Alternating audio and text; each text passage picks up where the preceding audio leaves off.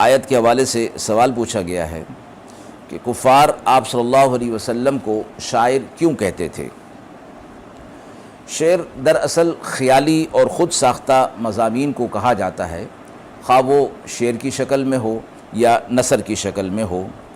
ان کا مقصد قرآن کو شعر اور آپ صلی اللہ علیہ وسلم کو شاعر کہنے سے کفار کا مقصد یہ تھا کہ آپ صلی اللہ علیہ وسلم جو کلام لائے ہیں وہ محض خیالی افسانے ہیں، یا پھر شعر کے اعتبار سے شاعر کہا تو اس مناسبت سے کہ جس طرح نظم اور شعر میں ایک خاص اثر ہوتا ہے، اس کلام کا بھی اسی طرح اثر ہوتا ہے، اس لیے وہ آپ صلی اللہ علیہ وسلم کو شاعر کہا کرتے تھے۔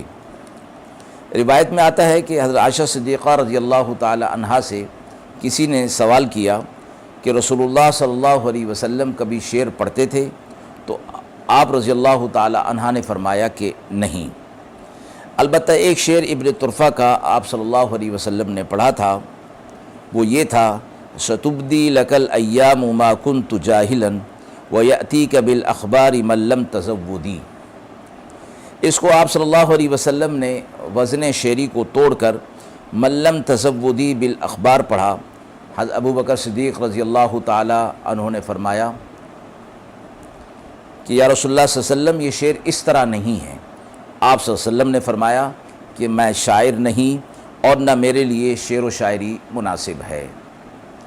وآخر دعوانا ان الحمد للہ رب العالمین۔